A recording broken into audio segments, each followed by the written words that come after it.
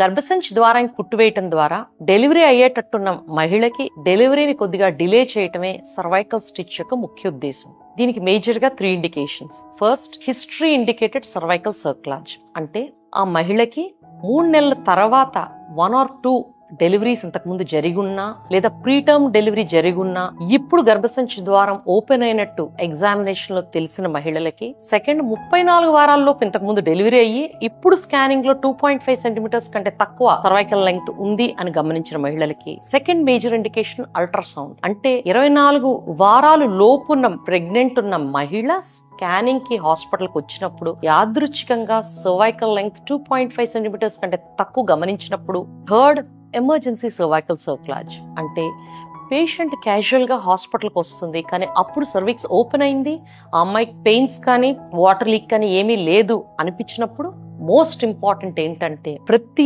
Women కి cervical stitch వేయాలా లేదా అనేది ఇండివిజువల్ గా మీ ఆబ్స్ట్రేషన్ డిసైడ్ చేస్తారు. ఏమన్నా ఇతర ఫ్యాక్టర్స్ లైక్ ప్రెగ్నెన్సీలో హై బ్లడ్ ప్రెషర్ ఉందా, డయాబెటిస్ ఉందా, ఇన్ఫెక్షన్ ఉందా, ఆల్రెడీ పేషెంట్ లేబర్ లో ఉందా, లేదా ఫ్లూయిడ్ లీక్ ఏమైనా ఉందా, వీటన్నిటిని కన్సిడర్ చేసి ఆ డెసిషన్ తీసుకోబడుతుంది. Thank you.